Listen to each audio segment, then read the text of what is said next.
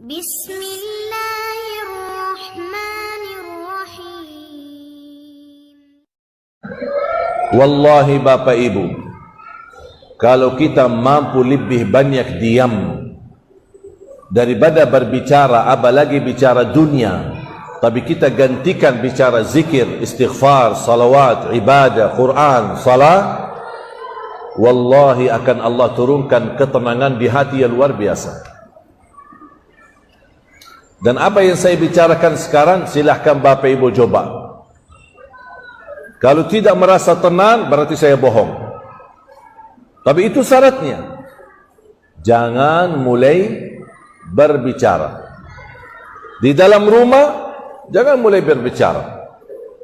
Kalau punya suami, izin sama suami. Pak, izin ya, 24 jam saya tidak mau bicara sama Bapak. Apaan itu? Biar saya dapat ilmu dari si Ali. Apaan ilmu itu? Ilmu sesat? Tak apa-apa, ini hanya sebatas latihan. Apa tujuan saya? Apa keinginan saya? Untuk menjaga kesucian hati.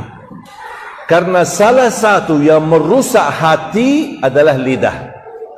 Bicara sembarangan, bicara bebas, titik hitam, titik hitam, titik hitam, apalagi bicara gosip, bicara ghibah, bicara fitnah, bicara urusan orang, tambah titik hitam, lama kelamaan hati kita jadi hitam. Baca Quran tidak nikmat, salat tidak khusyuk, doa kau tidak bisa nangis, zikir tidak bisa tersentuh. Kenapa? Karena hatinya sudah tertutup, terlalu bebas berbicara. Orang dahulu bicara mubah, mereka hati-hati. Bicara mubah, mereka hati-hati. Bukan bicara haram. Kita mohon maaf, bicara haram aja bebas. Bicara urusan orang lain, ini orang datang, ini orang pergi. Ini lihat tetangga kami kemarin cerai, tetangga kami nikah lagi, kasihan istrinya, jadi bahan cerita. Apa urusan kita sama orang? Allah dah bakal tanya di hari kiamat, gimana urusan dosa tetanggamu atau urusan keluarga tetanggamu? Yang ditanya oleh Allah urusan kita. Masa kita lebih banyak tahu urusan orang daripada memperbaiki urusan kita? Apa kata Imam Syafi'i? Coba nasihat Imam Syafi'i, tuliskan dengan emas. Kata Imam Syafi'i, kalau kita sibuk memperbaiki aib diri kita, tidak bakal ada waktu melihat aib orang lain. Kalau kita sibuk memperbaiki aib kita, man syaghalahu aibuhu an aibu nafsihi 'anil nas lam yajid waqtan li fathi 'uyubin nas. Barang siapa yang membuka, mempelajari, memperbaiki aib dirinya sendiri, tidak bakal ada waktu untuk mempandangi aib orang lain. Kenapa tidak ada waktu? Karena memang aib kita terlalu banyak, kekurangan kita masih banyak, kesalahan kita masih banyak. Makanya kita harus terus memperbaiki. Itu namanya muhasabah. Dan semestinya muhasabah, kalau khalwah, setiap 40 hari 3 hari khalwah, bersendirian. Kalau muhasabah, setiap 3 hari sekali. Kalau tidak bisa setiap malam, setiap 3 hari sekali harus kita muhasabah. Harus kita menyadarkan diri, jangan sampai terlalai dari urusan dunia, kesibukan urusan keluarga. Akhirnya lama kelamaan tambah kita sadar sudah meninggal dunia, belum dapat husnul khatimah. Na'udzubillahi min dzalik. Sudah faham Bapak Ibu? Sudah jelas? Saya akhiri 3 amalan.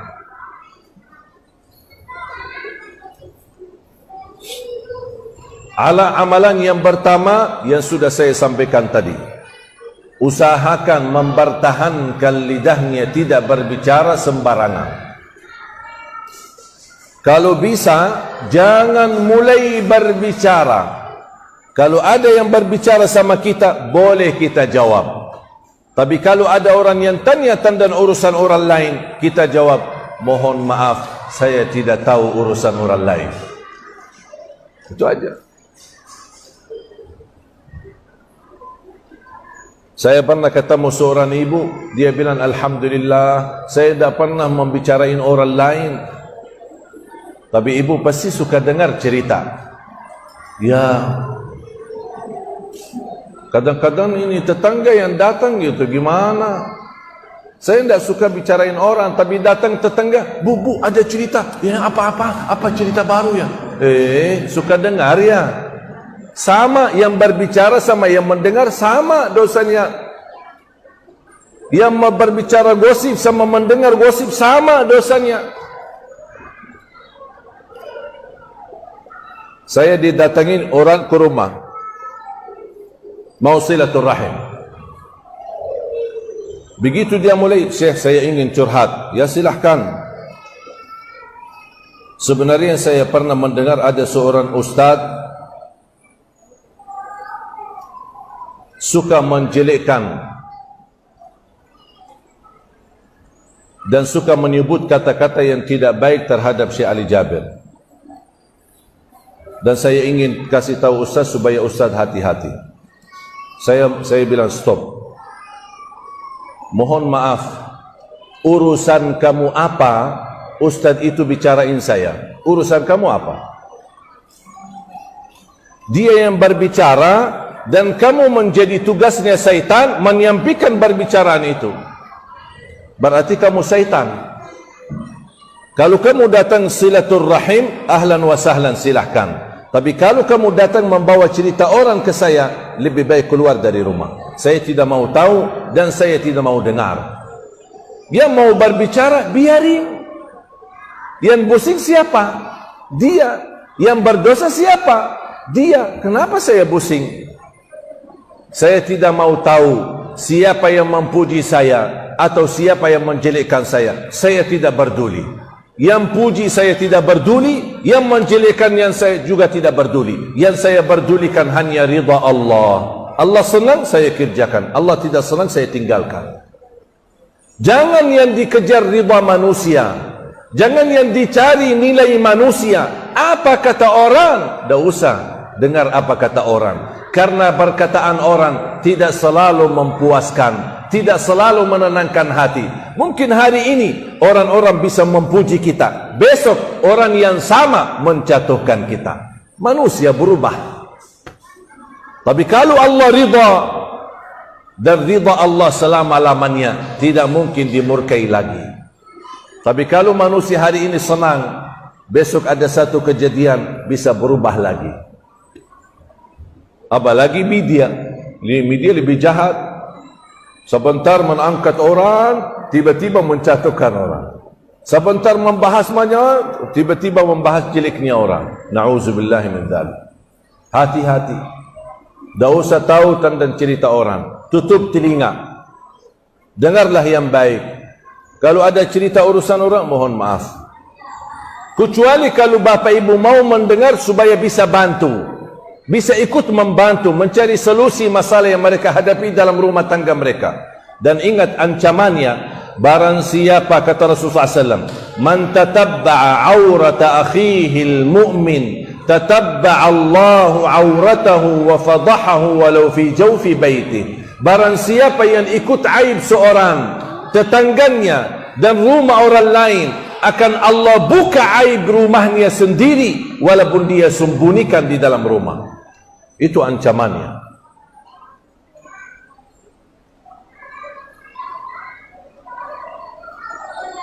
Kalau kadang-kadang pulang ke rumah, istri saya suka mencerita, ini ada cerita kejadian begini begitu sama teman-temannya, sahabat-sahabatnya. Saya bilang, sayang, boleh enggak, tak usah saya tahu, tak usah saya dengar. Urusan kamu sama teman-teman kamu, biar urusan kamu aja deh. Saya tidak mau dengar. Terbeban fikiran, terbeban hati, apalagi timbul nanti buruk sangka atau kita bisa memfitnah. Tak usah. Ada siapapun yang menjelekkan kamu, sabar, maafkan sajalah, tak usah pusing. Siapa yang memuji kamu dan senang sama kamu, jangan terlalu berfoya-foya dan bangga, karena bisa menjatuhkan hatimu. Udah biarin aja. Kalau ada orang pujimu, yang diucapkan Alhamdulillah. Allah yang menggerakkan lidah mereka mengucapkan pujian itu. Kalau ada orang menjelekkanmu, Alhamdulillah, Allah uji saya melalui lidah orang lain. Udah selesai. Belajar. Kalau ada yang salah sama kita, saya selalu berprinsip, ya Allah, kalau ada yang salah sama saya, ampunilah dia. Kalau ya Allah saya salah sama siapapun, ya Allah ampunilah aku. Udah selesai. Tidak usah panjang lebar. Tidak usah tahu siapa yang salah sama kita, siapa yang menjelekkan kita, siapa yang fitnah kita. Tidak usah tahu. Wallahi bakal pusing, stres, tambah kerjaan baru, tambah urusan baru, dan bikin beban fikiran. Kenapa dia bicarain saya? Kenapa dia begini? Kenapa dia begitu? Tapi kalau kita sederhana, ya Allah, kalau memang dia salah sama saya, ampunilah dia. Kalau saya yang bersalah, atau saya yang membodohi, atau saya yang memfitnahin dia, ya Allah ampunilah aku. Udah selesai. Itu akhlak Nabi Muhammad sallallahu alaihi wasallam. Mau Bapak Ibu tiru akhlak Nabi Muhammad? Itu akhlak Nabi. Akhlak Nabi Muhammad tidak pernah berbicara kotor, tidak pernah berbicara jelek. Bahkan Rasulullah SAW bersabda, man kana yu'minu billahi wal yawmil akhir falyaqul khairan aw liyasmut. Barang siapa yang iman kepada Allah dan hari akhir, berkatalah yang baik atau diam. Dan mohon maaf, gara-gara pengaruh lingkungan, lebih baik diam daripada berbicara. Siap? Faham?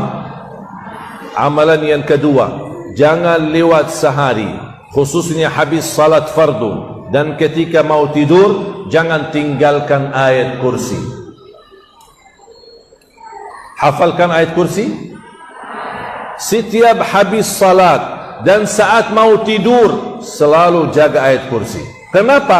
Iman ada pahala besar? Ada pahala besar. Rasulullah sallallahu alaihi wasallam bersabda, barang siapa yang membaca ayat kursi setiap habis salat, laisa bainahu wa bainal jannati illa ayyamut, dijamin masuk surga dan tidak ada sesuatu yang mampu menghalanginya.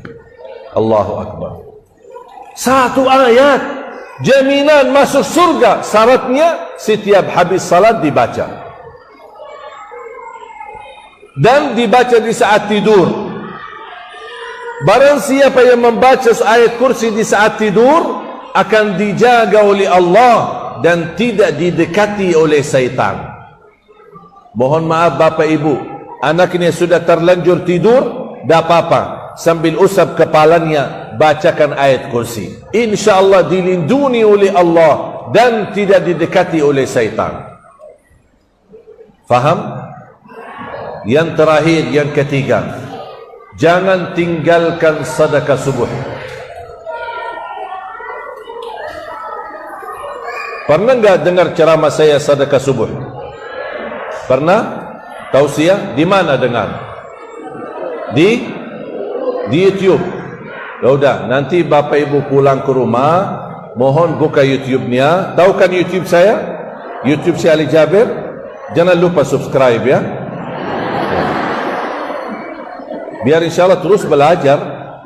Jadi begitu belajar, sedekah subuh sangat dahsyat. Dan salah satu rahasia di sedekah subuh, sebenarnya sedekah setiap waktu, setiap saat bagus, banyak manfaatnya. Tapi sedekah subuh khusus memiliki keistimewaan yang berbeda. Dan setiap Bapak Ibu bersedekah di waktu subuh maupun di waktu yang lain, mohon jangan lupa doa. Saya yakin semua Bapak Ibu orang dermawan, orang suka berbagi, suka bersedekah. Tapi yang sering tertinggal doa habis sedekah. Suka lupa ya. Kadang isi gantung amal, udah isi terus diam. Padahal sedekah yang disertaikan doa, sedekahnya akan kabul dan doanya pun akan makbul. Contoh, Begitu isi sedekah, ya Allah aku mohon dengan berkat sedekah ini, titipkan pahala sedekah ini untuk kedua orang tuaku. Ya Allah dengan berkat sedekah ini, mudahkan urusanku, sedang lagi ada hajat atau urusan. Ya Allah aku mohon dengan berkat sedekah ini, berikan jodoh yang bisa memimpinku dunia dan akhirat. Ya Allah dengan berkat sedekah ini, saya lagi sakit, saya mohon ya Allah dengan berkat sedekah ini, sembuhkan penyakitku. Ya Allah dengan berkat sedekah ini, berikan ya Allah kemudahan, bisa ke tanah suci ya Allah, haji dan umrah dan ziarah Nabi Muhammad. Itu namanya sedekah tawassul doa. Doa tawassul bis sedekah. Tapi tolong, kalau boleh saya usulkan, satu kali sedekah, fokus satu kali hajat. Jangan sedekahnya koin, tapi doanya sampai terbit matahari. Malu sama Allah. Panjang kata malaikat, kepanjangan doanya. Kau sedekahnya cuma koin, teng koin aja. Tapi doanya kau lama-lama banget. Satu kali sedekah, satu kali hajat. Tolong ajarin anak-anak kita sedekah, apalagi mereka ada ujian atau belajaran sekolah yang merasa kesusahan dan kesulitan. Tanamkan mereka dari kecil suka berbagi, bukan hanya menerima. Suka bersedekah, bukan hanya menerima. Menjadi anak yang ikhlas, dan ketika dia menghadapi sesuatu, ajarkan dia supaya dia tertanam selalu hajatnya dia meminta sama Allah dulu sebelum meminta sama orang tua. Ya Allah dengan berkat sedekah ini ya Allah, saya lagi mau belajar sekolah ya Allah, lancarkan mudah. Tak apa-apa ibu pimpin anaknya supaya tertanam dan belajar. Sudah faham? Sudah jelas 3 amalan yang saya sampaikan? Kira-kira ingat?